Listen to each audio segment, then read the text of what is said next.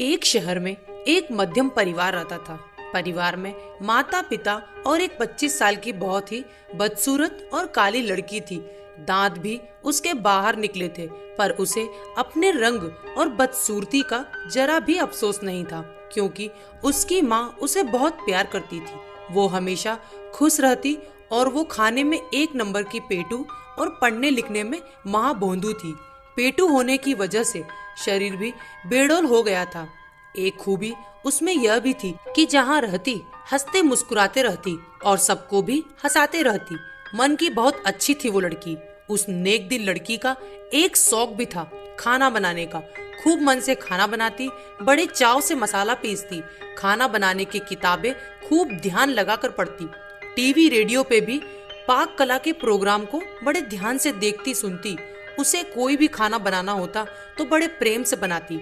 आटा गूंथती, बड़े प्यार से गीत गुनगुनाते हुए कम आंच पे पूड़ियाँ तलती। सब्जी, चटनी, खीर हो या मटर पनीर, सब कुछ लाजवाब बनाती। जो भी उसके खाने को टेस्ट करता, बिना तारीफ किए न रह पाता। उसने पाक कला में अद्भुत और असाधारण प्रतिभा हासिल कर ली थी।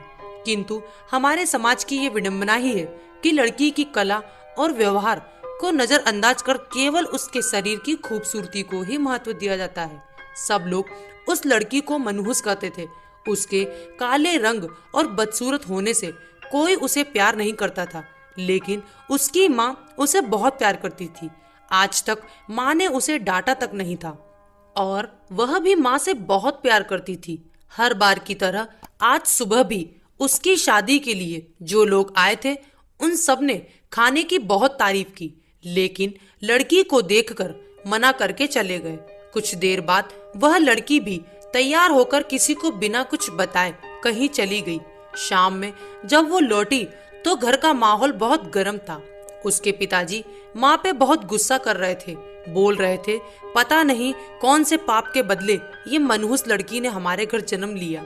आए दिन उसके पिता यह सब बातें उसे सुनाते रहते थे, इसीलिए उसने उस दिन भी ज्यादा ध्यान नहीं दिया और वह बहुत खुशी खुशी माँ को कुछ बताने गई और रसोई घर में जाकर माँ को कहा, बड़ी भूख लगी है, कुछ खाने को दो पहले। उसके हाथों में एक सर्टिफिकेट और एक चेक भी था, पर माँ भी आज बहुत गुस्से में सब्जी काट रही थी। उसके तरफ देखे बिना ही बोली, तू सचमुच बहुत मनहूस है। काश पैदा होते ही मर जाती तो आज ये दिन न देखना पड़ता। कितने ही रिश्ते आ चुके, पर किसी ने तुझे पसंद नहीं किया। उस लड़की को माँ से ऐसी आशा नहीं थी।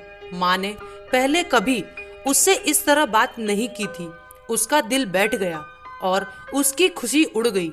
वो उदास होकर माँ से बोली, मैं सचमुच मनहूस हूँ क्या माँ? मैं मर जाऊं? बोलते बोलते उसका गला रूंध गया और चेहरा लाल हो गया। माँ ने भी गुस्से में कह दिया, जा मर जा, सबको चैन मिले। वो लड़की ने अपने कमरे में जाकर दरवाजा बंद कर लिया। कुछ देर बाद जैसे ही माँ को अपनी गलती का एहसास हुआ, वो दौड़ती हुई उसके कमरे की तरफ गई। आवाज देने पर भी दरवाजा जब नहीं खुला तो माँ ने जोर का धक्का दिया। तेज धक्के से जैसे ही दरवाजा खुला, माँ ने देखा सामने दुपट्टे के सहारे उस लड़की की लाश झूल रही थी। वहीं पर एक चिट्ठी, सर्टिफिकेट और 1 लाख रुपए का चेक रखा था। चिट्ठी में लिखा था, माँ, मैंने आज तक तुम्हारा कहना माना है। आज तुमने मरने को कहा तो मैं ये भी मान रही हूँ। अब तुम मनहूस लड़की की माँ नहीं कहलाओगी। माँ, मैंने पढ़ने की बहुत कोशिश की, पर मेरे दिमाग में कुछ जाता ही नहीं था। पर भगवान ने मुझे ऐसा बनाया, इसमें मेरा क्या कसूर था माँ?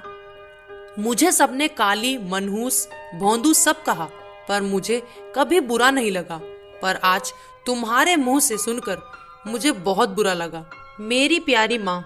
और हाँ, आज नेशनल लेवल के खाना बनाने वाली प्रतियोगिता में मुझे फर्स्ट प्राइज और 1 लाख रुपए का चेक मिला और साथ ही शहर के एक बड़े होटल में मास्टर शेफ की नौकरी भी।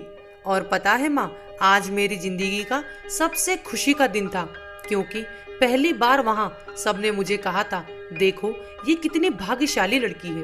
तो दोस्तों, कहानी आपको कैसी लगी कमेंट बॉक्स में जरूर बताएं और लाइक करें, शेयर करें, सब्सक्राइब करना ना भूलें। Thank you.